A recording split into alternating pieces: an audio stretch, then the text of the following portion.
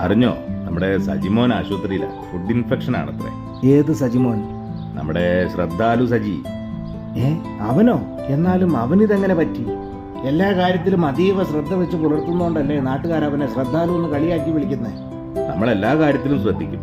പക്ഷെ ഒരു കടയിൽ ചെന്ന് പാക്കറ്റിലാക്കിയ ഭക്ഷ്യവസ്തുക്കൾ വല്ലതും വാങ്ങുമ്പോൾ അതിന്റെ എക്സ്പയറി ഡേറ്റ് നോക്കില്ല. ഉള്ളത് പറയാലോ, ഞാൻ ആ കൂട്ടത്തിൽ പെട്ടതാണ്. ഡേറ്റ് കഴിഞ്ഞ സാധനങ്ങൾ കടക്കാർ വിൽക്കാൻ വെക്കില്ലല്ലോ എന്ന ചിന്തയായി എനിക്ക്. ചിലപ്പോൾ അവർ ശ്രദ്ധിക്കാതെ വിട്ടുപോയാലോ? ഇനി ലാഭക്കുതിയന്മാരായ ചിലർ മനഃപൂർവ്വം ചെയ്താലോ? ഇതിപ്പോ എന്താ അത്ര ബുദ്ധിമുട്ട്? സാധനം എടുക്കുമ്പോൾ ആ ഡേറ്റ് ഒന്ന് നോക്കിയാൽ കുഴപ്പം എന്താ? ആർക്കേലും വേണ്ടി ഒന്നും അല്ലല്ലോ, നമുക്ക് വേണ്ടി തന്നെയല്ലേ.